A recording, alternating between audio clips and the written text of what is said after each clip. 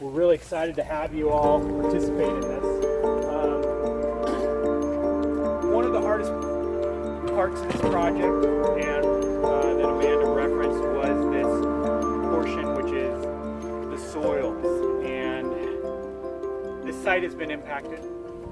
Former buildings. There's a lot of what we call sea layers, so base rock.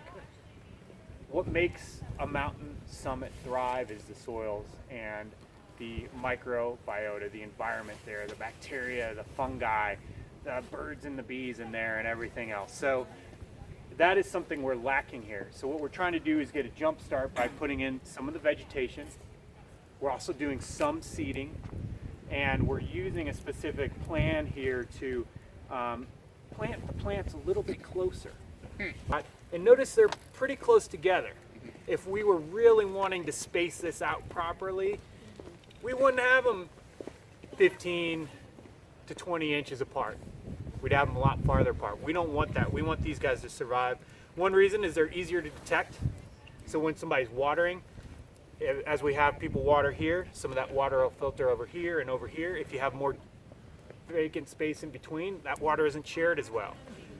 Number two, we find that if one of these is lucky enough that they got the proper soil microbiota associated with them already, because a lot of seeds, native seeds, have bacteria, fungi associated with them and on the seed coat. If one of these is lucky enough, maybe they'll share it with the others, okay? So there are a couple of those aspects. And then number three, for coming in here and having the crew actually manage this and weed it and so on, it's a lot easier to find a grouping of 7 plants than it is one there, one there, one there, one there. So we're doing this both from a functional ecosystem kind of perspective and from a stewardship perspective. So we call this clustered planting, if you will. You all will become clustered planting experts by the end of the day. You can also get your diploma, 1995. But what we're trying to do is really think about being close. One of the most important aspects of doing the clustering is thinking about what plants you have in here. We typically like to have associations of like plants. Plants that are of the same taxa, of the same species, tend to compete less with each other. But with that, we will intersperse a couple of things in there too to add kind of flavor to it. We try not to have a single monoculture of just one thing unless it's grasses. So there's one plant in particular that there are a few of that I want people to focus in on. And it's how to plant in rocky soils. So this is kind of the special thing we're doing here. It's very unique. It's a very anthropogenic soil. So we're going to put you through a 10-step program. And we've done a couple of those steps already, but I'll go through them. And this is something unique to planting in these soils, but I think it can generally work in any soils that you have. But first thing is kind of laying out the plants, getting a general idea. Generally speaking, we like odd numbers, somewhere in that range of 7 to 11 plants. But what you're doing here is you do want to have gloves on, most likely. I don't like getting my gloves wet when I'm watering, but you can take them off for that. But it's pretty easy to hurt a finger in here. Number two is, as Amanda stated, some of these rocks are pretty loose. So as you're walking around, be really thoughtful and not fall on one of those. All right, so I like this spot. I want to see this penstemon going in here. Basically what I'm thinking is, as I look at this plant, I want to go and create a hole that is about twice the distance out. And we have twice the distance down, but since this soil's been pretty tilled up, you could probably go about half the distance. So we're making a hole that's somewhere in the range of about 12 inches by 7 inches, okay? You'll notice sometimes this is easier and sometimes it's harder. But I'm gonna typically just make a little, clear out, make a little rock pile here. And there are a number of tools. Everybody will eventually come up with their favorite tool. Some people like using, maybe I'll start big and go small. Some people like using the big things. We just got these. These are pretty awesome and they're pretty heavy. But the idea here is that you can actually, it's a pretty heavy tool with a sharp tip. Don't have to worry about denting a whole lot. And what we're doing is pulling back a little bit of that soil. And when you have a really big rock, you can use this as a lever to pop that rock out, for instance. If I want to pop this out, put it in there and pop it out. So that can be a really nice tool. I find a lot of people like the hori, which we have quite a few of, and my personal favorite, the nail puller. Basically, this is a smaller pry bar. I like it because it's all right here, and I can keep it in my pocket. Oh, look at that. A snack bar. So first thing you want to do is, as you're digging this hole, again, you're thinking of that size and that width. I like to separate out the rocks, have a little area where you're going to have your rock pile. And then I also like to have my dirt right nearby so I can shove it back in pretty easily. This is really rich dirt. I picked a really easy spot for this demonstration. Sorry. We'll edit that out. There are other easy spots, but what you can see is this is really loamy, nice soil. You might want to have this in your garden. In other cases, you'll be digging out more rocks, but for time here, I'm pulling this out. So normally I would have quite a few more rocks to separate out and build on my rock pile here. Okay, so again, and as I'm digging around, I'm noticing not too compact. And again, keep in mind, if there's 15 of us and we want to get, say, 250 plants in, you do that math, you personally cannot leave until you finish 12 plants. I need to see a punch card with a signature from an adult. So think about timing wise. If you're spending an hour on a single hole, you might be like, I either got to move spots, or think about maybe changing your technique. Maybe your hole's a little too big, or maybe you just need to ask, like, is this supposed to be taking this long? We're here to help. So this is your little guy. This is our nice little hole.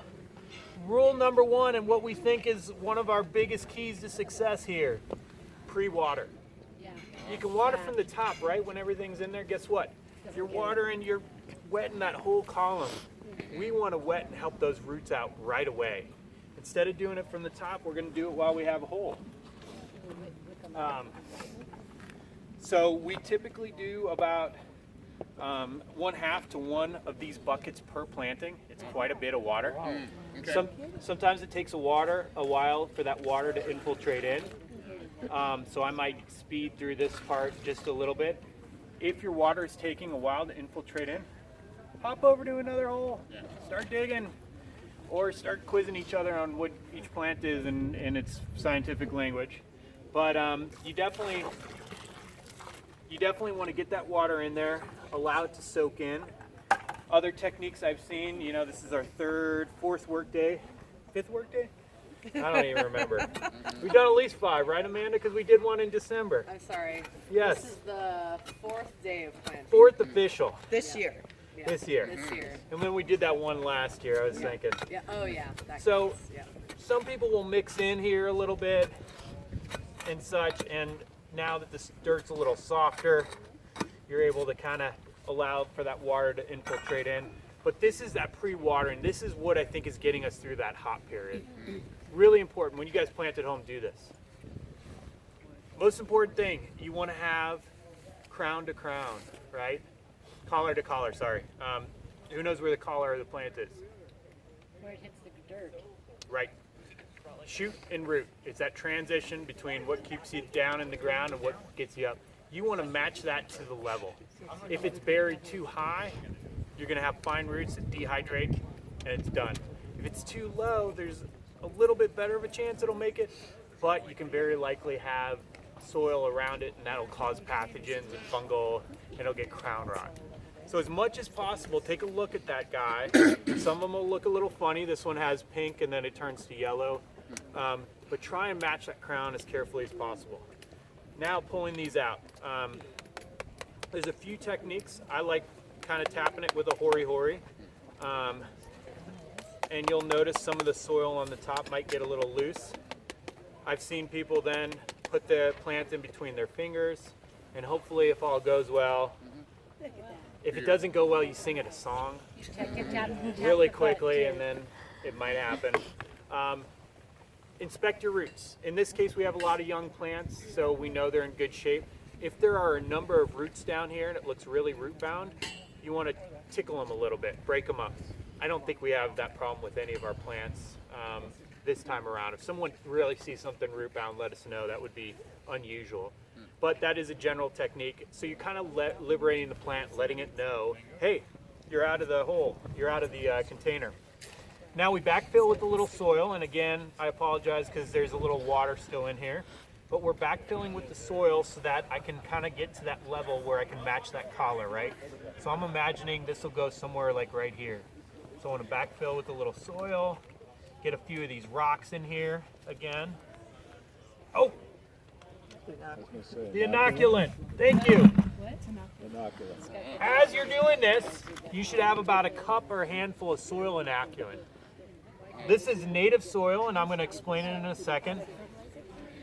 But you want to mix that in there. Ideally, it's in the bottom of the hole. I put it in the middle. I think it'll still work in the middle. Okay? And now I'm slowly but surely putting this guy in, and again, ideally I would have waited for all that water to filter through, which it didn't quite do, but You could stir up some extra soil in here. yeah, and we don't have a lot of extra soil. That's one of the interesting things about the summit. So we're starting to, so this is inoculant, and we'll have a couple buckets of these. We'll grab it. This is native soil taken from the top layer and a couple of what we call donor sites. This has our bugs. These are our bugs. This is our bacteria. This is all the good stuff that'll get it going. Don't need a ton, but you need a little bit of inoculant. You're inoculating this soil with the good stuff. And ideally, when did the inoculant supposed to go in? Right at the bottom. Right at the bottom. Okay. But you can mix it. I mean, it's probably not terrible having it mid. Try not to sprinkle. If you sprinkle it on top, you might be losing. But somewhere there in the middle was a late catch for me. What did you put in? You put like a couple tablespoons in?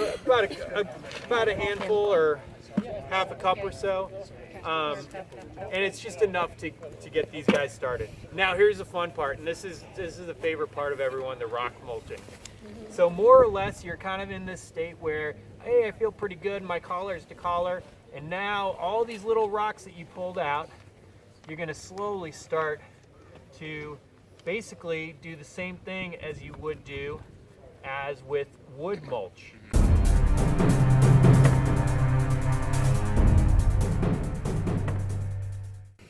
And B, it really has a lot of the same benefits as regular mulch, where it keeps down evapotranspiration, it keeps down bugs, they're easier to find. Like, there's a lot of really great benefits to this. And there are some awesome rock structures around this mountain made by volunteers just like yourselves, who, you know, we appreciate. Again, try and keep in mind we each want to do somewhere in that range of 12 to 15 plants today to try and move us forward and get to that goal. But basically you've created this area, and finally you want to do the final water in. So now you put the water, you have the water in the bottom, and you want to do that slow watering. And the nice thing is you can do a little water in here, let it filter in. And one thing I do is when I'm planting my first one, actually, take a peek around and see where that water's going. Oh, right there. Hey, if that's a good spot, put your next plant there. Why? Because next time the folks come out here and water, that other one's getting water. And then you keep on moving around. So you can obviously modify where you're putting things in, but you know, as much as we can, water, see where it goes. Oh, that's where I'm putting my next plant. Awesome.